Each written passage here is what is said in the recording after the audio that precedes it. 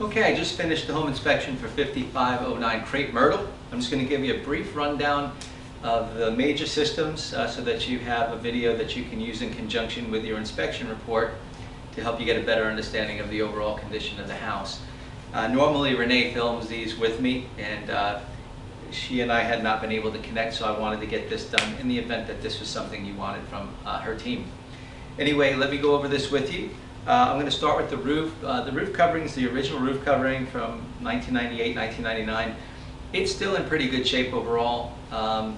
Generally, fiberglass asphalt shingles have a life expectancy of somewhere between 15 and 18 or 19 years.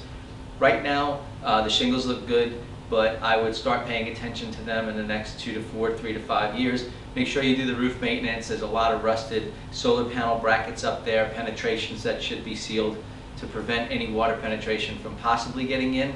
But I don't think that the roof has ever had any real significant long-term leaking conditions, because when I entered the attic space, things looked really good up there.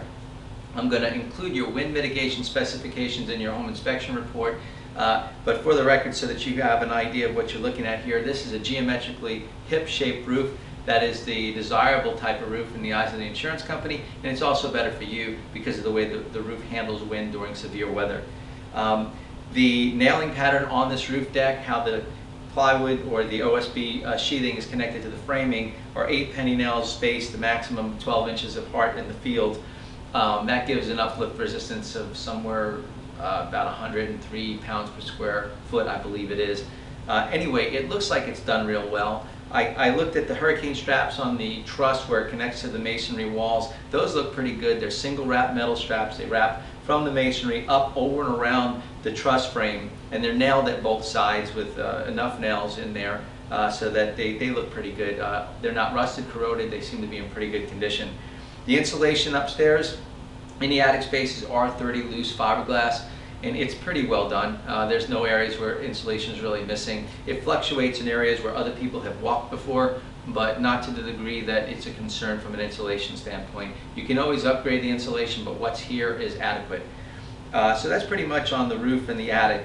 Heading towards the air conditioning system, this is the original unit from 1998. It's a 3.5-ton Trane condenser unit outside, paired up with a 1998 natural gas furnace. Now there's a gas meter, natural gas meter, on the left side of the house, which would be the north side of the house, that is gas provided from a utility company for you to power that furnace. Anyway, back to the air condition.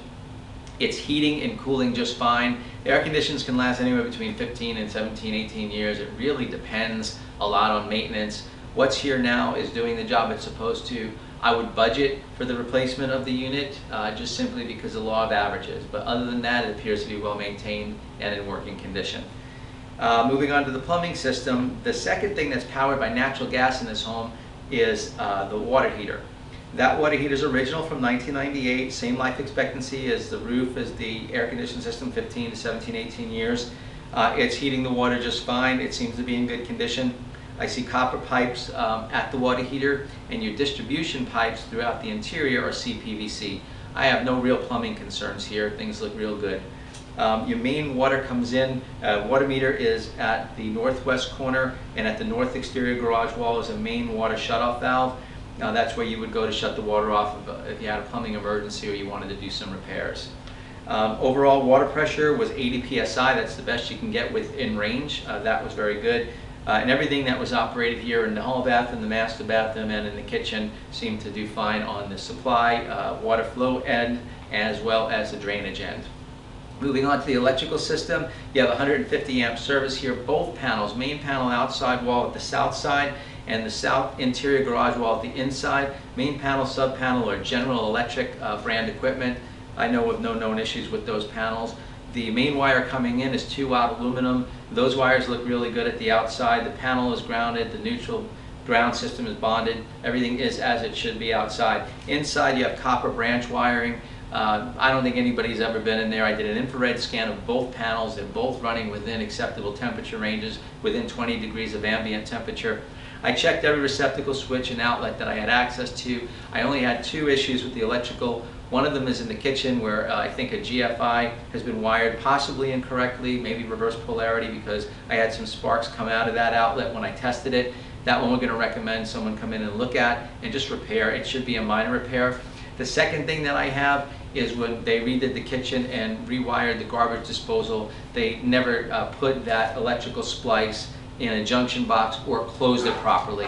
So what we're looking at there is a situation where those wires have to be covered for safety. Because remember, people go underneath there for storage, reaching in, pulling things out. So we don't want to have the risk of accidental electrical contact. All right, so we're going to recommend that in your home inspection report in the electrical section. There'll be some photographs so you can get a visual aid of those things and be aware of them. All right, but overall the electrical checked out real well. I didn't have any real problems with that. The construction, just some minor settlement cracks, which is very typical in this Central Florida area. You'd want to seal them to prevent water penetration, but on the scale of major, minor, they are minor settlement cracks. Some of the other recommendations I'll have in the report for you, you can review and at your discretion decide what recommendations make sense to you and which ones don't. I looked at the pool. The pool seems to be in good condition. The equipment seems to be functional. The homeowner operated the solar panel system. It's a manual system for me. I checked the pool light. I checked the GFI protection for the pool light. Surface looks good. Water looks good. It looks to be in well-maintained condition at this time. I ran the sprinkler system and I didn't have any real problems with it. It has looks like 4 zones that come on. I think when they put the pool in, they terminated obviously the back and side zone areas, so you really have coverage here, north and south side and west side. So I would look for your inspection report this evening sometime around 11, and then please click on the link for this video so that you can obviously review it again if you need to, and read what's in the report and maybe put those things together. If you have questions, you can call me at any time. But basically what I'm looking at here is everything seems to be in well-maintained condition. The roof, HVAC system, plumbing, electrical, and structure. Thank you for your business and have a good day.